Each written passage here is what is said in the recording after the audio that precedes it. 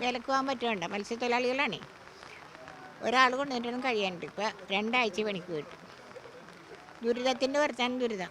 ഇത്രയും നാൾ വർഷങ്ങളായിട്ട് ഈ MLA പറയുന്നില്ലേ, അവരെന്താ MLAക്ക് ഇനി വോട്ട് ചെയ്യല.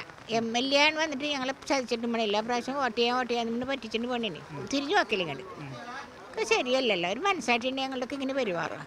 തീരപ്രദേശം വിറ്റ് കാശ് മേടിക്കാരായിരിക്കും പ്ലാൻ, അല്ലാതെ വേറെ എന്ത് പറയാനാണ് അതിനകത്ത്.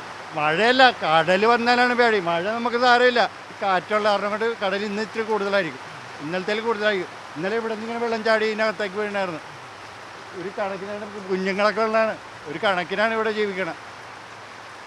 ഇപ്പോൾ ഞങ്ങൾക്ക് രണ്ടുപേർക്കും പാടില്ലാത്ത ആൾക്കാരാണ്, പണിക്ക് പോകാതെ ഇരിക്കണതാണ്. 5 കൊല്ലമായി പണിക്ക് പോയിട്ട്. നമ്മെല്ലാം ഇങ്ങോട്ട് പോകാൻ ഇവിടെ നിന്ന് ആരും തിരിഞ്ഞു നോക്കണമെന്നില്ല ഇവിടെ ഇങ്ങോട്ട്.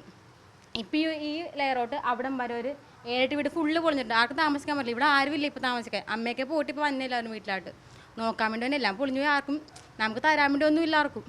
നമ്മുടെ ജീവൻ പണയം പിന്നെ പോണേ നമ്മൾ ഇവിടെ നിന്ന്. ഇനി ഈ 2 പേരെ 3 പേരെ പോയി കഴിഞ്ഞാൽ എൻ്റെ അപ്പുറത്തെ പേര് എൻ്റെ അത് പോവും.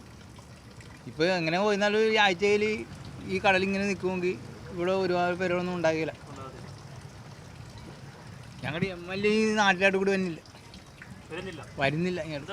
വരാത്തതെന്ന് പറഞ്ഞാൽ വിളിച്ചിട്ട് വരുന്നില്ല. ഇത് കാണാൻ അയാൾക്ക് പറ്റുന്നില്ല. അയാൾക്ക് വേറെ പല കാര്യങ്ങളാണ്.